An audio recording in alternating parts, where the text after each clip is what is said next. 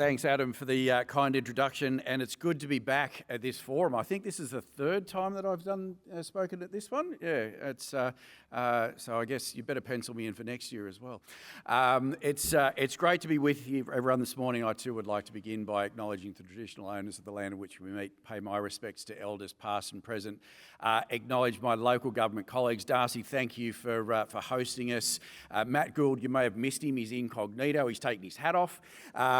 But he is definitely here. And of course, my own Lord Mayor, Councillor Tanya Brown, up from Wollongong, just demonstrating again the connection between the Southwest and the rest of New South Wales doesn't necessarily go through Western Sydney or go through to Sydney CBD. It's also to the Illawarra, and an important connection and a growing connection that's happening there.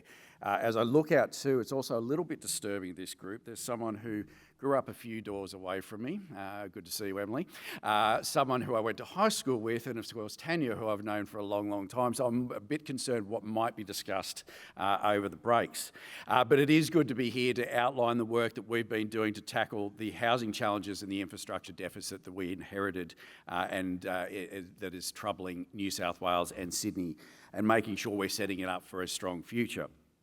There's been some reports of late that it's challenging to build in Western Sydney from a cost perspective. There's no doubt that we are all facing some challenges from an economic perspective, from the cost of labour, from the cost of materials. But the numbers do tell a strong story for Western Sydney. For example, nearly 2,500 homes have been approved in Blacktown, a bit over 2,200 homes approved in Liverpool, Camden and Campbelltown continue to produce strong numbers, some of the highest approval numbers in the state. And 13 of the declared projects through the Housing Delivery Authority are in the southwest, between them 8,400 homes. But we're working to match housing growth with the investments in services and shaking up the status quo of housing growth. For too long, housing growth has come long before the community supporting infrastructure that the people who live in those homes rely on. While population growth has grown rapidly in Western Sydney, for too long that investment in essential services hasn't happened. The Leppington-Catherine Field area was identified as one of New South Wales' top 10 student growth areas in the 2024 enrolment growth audit, with its student population almost tripling between 2018 and 2022. For those who may have been listening earlier today, I make the comparison to over the same period around the Wallara station area, where the enrolment population actually declined by 22% since 2018. So a stark difference in what's happening in the east and what's happening in the west, and some of that is replicated in some of the other areas that Adam touched on earlier with respect of health services and other of that community enabling and community supporting infrastructure. So that's meant schools relying on demountables, but it's also meant that in the last budget, it's why we committed $3.9 billion to Western Sydney schools. Similarly, we committed to new health services, new transport services, new roads, toll and stamp duty relief, to name a few. Now, for more than a decade, Western Sydney was accepting the overwhelming proportion of new homes, many delivered without that supporting infrastructure. We've put an end to this. In May 2024, we introduced new local government area housing targets, which was rebalancing housing growth across Greater Sydney as we drive development to address the housing challenges. The targets significantly rebalanced the distribution of new homes, recognising that homes already planned, approved or under construction cannot be changed without tearing up existing approvals or building agreements and contracts. But as it stands, nearly 70% of the homes required to meet South West Sydney's housing target were already in the pipeline. So rebalancing housing is part of our plan to build more homes and better communities in New South Wales, with homes better connected to transport and jobs. We've backed that in and backed that redistribution through planning reforms, which unlock more infill development while keeping a steady drumbeat of development in out of metropolitan areas as well. First, we unlocked housing choice in areas that were close to transport, jobs, shops and open spaces through our transport-oriented development program, which has to date had more than 10,000 dwellings submitted for application or either under assessment or approved. In a similar vein, over the weekend, we announced the Men's Labor government will deliver a new train station at Wallara, or perhaps it is better described as the completion of an old train station, given that most of us have been there for some time. And it has always been our approach to make sure that opportunities for those new transport investments are coming along with new homes and new jobs pursued alongside it. We've started a state-led rezoning process around Wallara and Edgecliff stations, which could deliver up to 10,000 new homes, a minute's-long journey from Sydney CBD. But better yet, with the existing enabling infrastructure and community supporting infrastructure, the capacity to support that additional population is there right now. Another big change we've made, again, assisting in the rebalancing process, taking some of the pressures of growth off areas like the southwest, has been through the introduction of our low and mid-rise housing policy. That policy has restored permissibility for dual occupancies, terraces, townhouses that had effectively been banned by many areas in Greater Sydney and beyond. Now, we did stop short in 4 local government areas on the dual occupancies. 3 of those were either for fire or flood. 1, Bathurst, because the R2 zoning that we were relying on is downwind of the sewage treatment plant, not the opportune place to add density. But this solved the problems of the missing middle, helping to close the gap in supply that no government before us has been able to address. We've also established a housing delivery authority. To date, I've declared 215 projects as state significant development, and if all are approved, could produce around 79,000 homes between them. By providing more options for those trying to build more homes, we're also opening the door to greater investment in our state and jobs. And while we want more homes, we're not willing to sacrifice quality. So we launched the New South Wales low-rise pattern book of homes, which works in tandem with our low and mid-rise housing policy to deliver both speed and greater design. The pattern books provides families and builders and developers with a collection of pre-endorsed, architecturally designed, cost-effective, sustainable homes to choose from. At the moment, we've got the low-rise options. Later in the year, a mid-rise options will be coming out. Using a pattern book of design also gives people access to a 10-day approval-complying development approval pathway to fast-track these high-quality homes, cutting major costs and delays that normally plague builders. To date, more than 12,000 patterns have been sold, and work on demonstration sites is underway through Landcom, Homes New South Wales and SOPA. In addition, we're also better integrating the need to include affordable housing into projects. The Affordable Housing Bonus Scheme is generating stronger transformative interest in including affordable housing as part of the housing mix. The transport-oriented development areas have a requirement from day one, and the HDA has affordable housing requirements included as well. This is in addition to the government providing allocations to Landcom to undertake build-to-rent projects in Bomaderry, Lismore and in Sydney for key workers as part of a new housing offering. To address supply without integrating opportunities for housing for people of all incomes and all ages diminishes any commitment to addressing supply, as it leaves out important groups in our community, the people who make our cities run. Now, with all this fast-tracked housing must come infrastructure. And we've been making headway in reversing the infrastructure deficit that was left behind by the previous government. We've already committed to providing $200 million in infrastructure funding to councils who are improving their assessment timeframes. And last week I announced more than $60 million to progress infrastructure projects in the fast-growing south and northwest of Sydney. This is on top of funding announced in the 25-26 budget that has us investing approximately $30 billion a year in infrastructure across the state. That equates to around $84 million a day. So over the forward estimates, that investment amounts to around $118 billion, higher than the average annual investment over any period under the previous government. That infrastructure plan focuses on transport, health, education, housing, water, energy and economic precincts. We've also, together with the federal government, committed $520 million around those for open spaces and active transport around our transport-oriented development accelerated precincts. And one of the biggest examples of the infrastructure failures of the former government was in Greater Macarthur and Wilton. These were areas that were rezoned by the previous government without any thought of the crucial enabling infrastructure. We've been playing catch up ever since, leaving hopeful first home buyers to wait years for basic services such as water and sewer. We're getting things back on track by tasking Infrastructure New South Wales with delivering sector plans for both growth areas. Similar to the Aerotropolis sector plan, these will provide confidence that the New South Wales government is taking a coordinated approach and efficient approach to infrastructure delivery. But another way we're making sure that infrastructure keeps pace is via a new Works in Kind guideline that was released alongside the budget in June. Under the scheme, developers can support infrastructure delivery either by dedicating land or by building infrastructure themselves, known as Works in Kind. Rather than paying the state government a monetary contribution, they'll be able to make contributions to roads, a school. Developer can instead make sure the land is available or the road can be built themselves and hand the infrastructure over to a public authority. Works in Kind is, of course, not a new idea, but when it's been done in the past, developers have been able to given a laundry list of projects that are not necessarily in line with the infrastructure requirements of that area.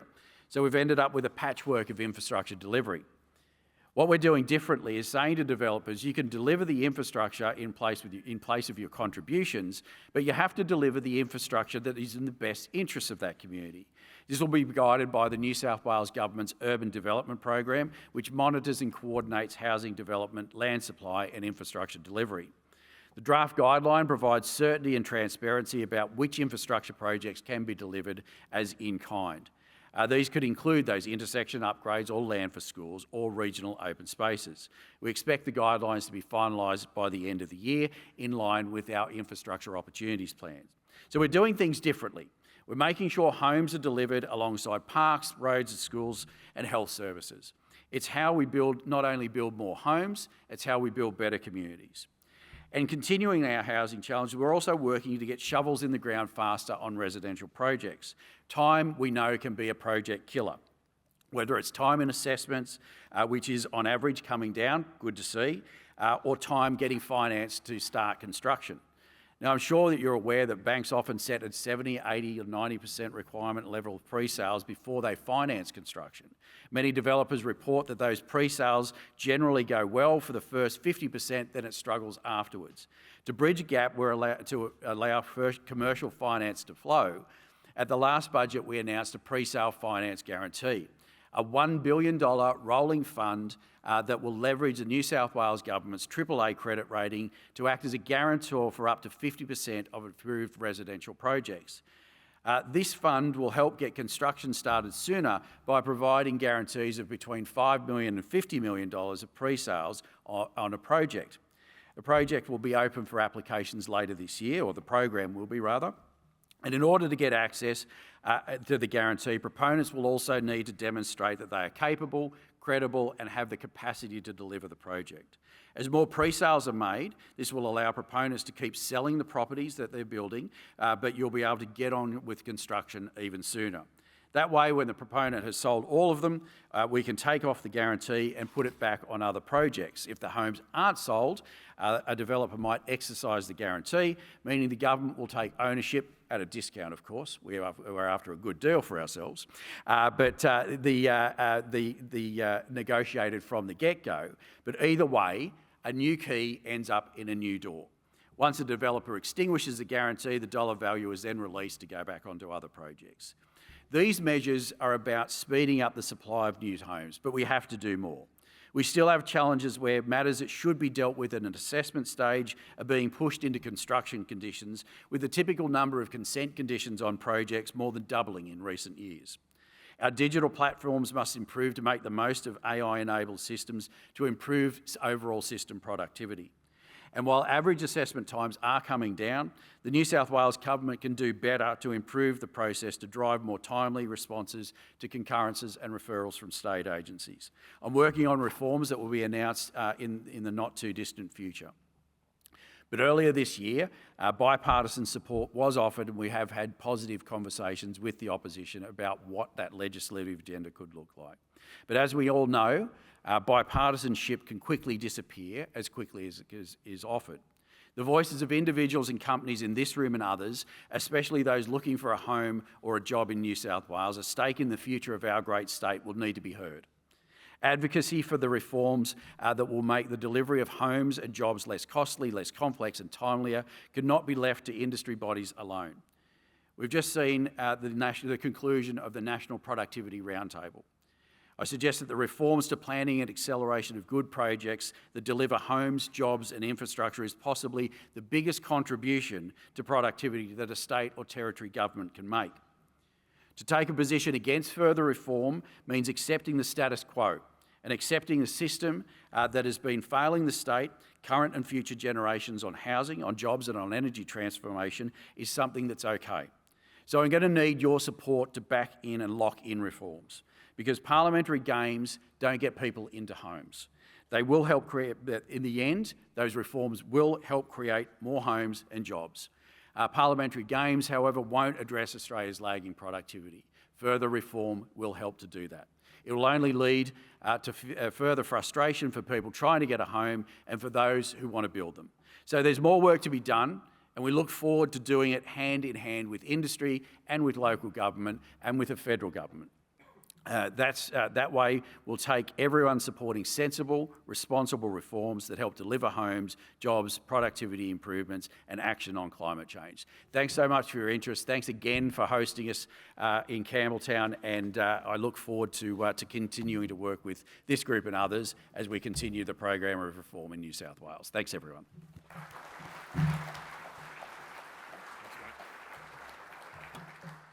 G'day everybody. If I've had a chance to meet you, the bloke in the dandy suit up here is Christopher Brown, Chair of the Western Sydney Leadership Dialogue. Darcy, thanks for having us. If I worn this suit to Campbelltown 20 years ago, I might have got out alive, but it's just I want to show the evolution and the sophistication of the Southwest. Also to Darcy and to the mayors here, not just two other mayors, we've got a Lord Mayor in our presence. We've got royalty in the Southwest. Because Wollongong's a great city, mate. Bloody oath. Wollongong's a great city. Bloody oath, it's got a Lord Mayor. To Darcy, who we know him as the $60 million man, because if you read the Telegraph yesterday, he got $60 million for Campbelltown Stadium. There might have been a bit of extension in times. I rang the federal and state government. They go, I don't know who's paying the money, but I know Darcy and the council put some money up and they've secured the Tigers for another 15 years to play in Campbelltown. So congratulations, mate. It's a great win. And the Tigers ought to put a bit more back into Campbelltown, so I'm delighted for you. And also, he might be the Mayor of Campbelltown. He used to be known as the Mayor of Minnow. Back in the day, was his real and proudest title, introduced by my Mayor of Minnow, Brett Towers, the kid who grew up in public housing in Minnow, and the woman who's helped deliver the conference, Stephanie O at the back. We have Campbelltown's finest everywhere. So we're now 10th anniversary, led by the second best footballer come out of Fairfield, the Southwest. Adam, the Southwest is looming large. Mate, thank you for that, and thank you for being part of this forum. Looking back, as old as I am, and much older than you, I can remember when the Northwest was the hottest thing in Sydney, and then suddenly the Brisbane River flood came, the airport was announced, and we re-anchored Sydney south of the M4. I remember one of your department staff said to me a while ago, there's a lot of land in southwest Sydney, and it was ominous language of almost 8 years ago. You're also the member for Wollongong. You're, if we think of the three great MacArthur councils, and throwing for that matter, Wollongong, Shellharbour and Winchicaraby, you've got the Great South. Mm-hmm. North and the East have always had it lucky. We've done our best to give the West a seat at the table. Probably the South is probably now the point on the star that needs most support from governments. Gough promised them the world in the mid-70s and nobody really followed through. Where do you think we sit at the moment with re-anchoring that political debate, the infrastructure funding, to try and recognise that if the Southwest is going to carry the load of accommodating Sydney, and it seems to be the great thing, how do we say to the community with it, we don't replicate the Girraweens and Parramatta of the 70s, lots of new homes and not enough hospitals, roads, jobs to go with it? Are you confident the rest of the government's going to do its bit to meet what you need to do to try and house most of Sydney, or a large chunk of Sydney in this corner of this greater metro area? Yeah, I am confident that we're doing things differently. Now, the challenge, of course, is that doesn't change things overnight. There's no click of a finger that you can do that magically makes infrastructure deficits and the like disappear.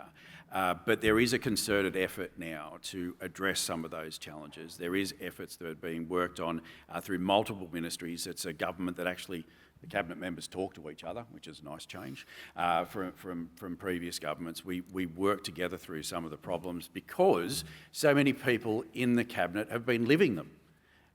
If you try and tell, or even in the executive, you try and tell Greg Warren or Annalak Chandathong or Prue Carr something about Western Sydney or Southwest Sydney that they don't know or that is wrong, they'll correct you very, very quickly. But and it's important those voices are around that table, and that's starting to happen, and that has been happening over the last couple of years. I hope it continues long into the future, but it is genuine voices raising the issues that have been troubling them, their neighbours, and their communities for a long, long time, but also recognising that there's new connections. It's a refresh of a number of councils that have gone on.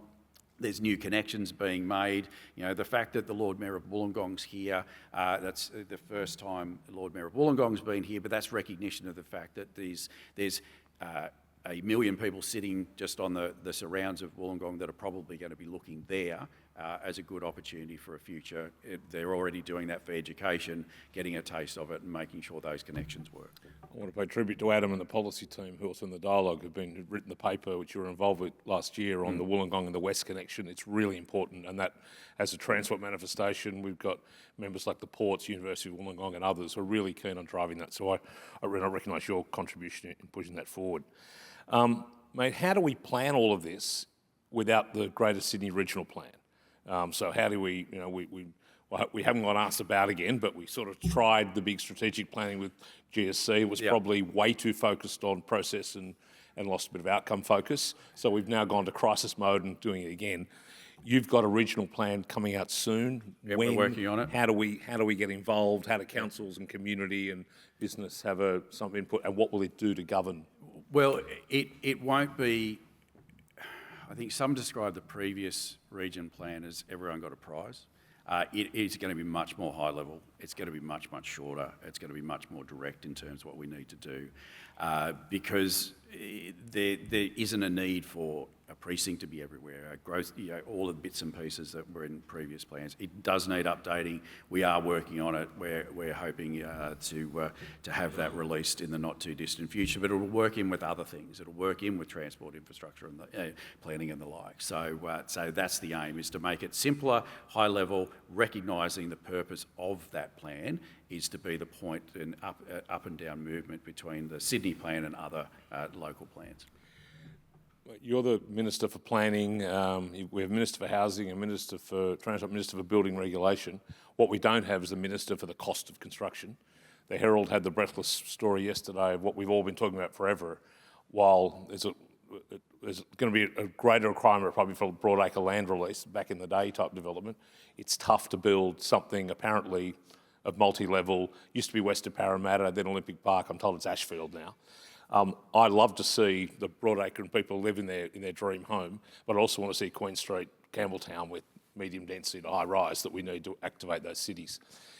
There's always a bit of special pleading. There'll be a bit of everything in that, whether it's the cost of land, capital, labour, materials, regulation, whatever. Are you confident we're all, and everybody, private sector and government together, do we need a little summit that just comes together and talks about how do we reduce the cost of delivery, or how do we raise the activation price where people will pay as much or more for something in Parramatta and Campbelltown and Camden as they'll pay in Paddington and Woollahra? And by the way, some might quibble, I love sticking it to Woollahra. Give me a train station, 10,000 homes, they bloody well deserve it. But how do we go? Well, look, but seriously though, they can't have this region carry the load while they ignore their responsibilities. But let's do a quick comparison, right? We worry about the future of our kids and our grandkids. And in some parts of the east, the proportion of people under the age of 19, now this is a little bit dated because it's 2021 numbers, is about 10 or 11%. In like areas Japan. In the west, it's 26, 27, 28%. That's a vastly different future you're looking at, and a vastly different cityscape you're looking at as a result. But on the cost stuff, the biggest thing that the New South Wales government to do, we're probably not going to get in the game of subsidising the cost of materials, but there's a couple of things that the government can do. One, we can continue to invest in skills development. $3.9 billion, I think it was, in the last budget. A lot of that aimed at the construction sector, working in with the federal government there.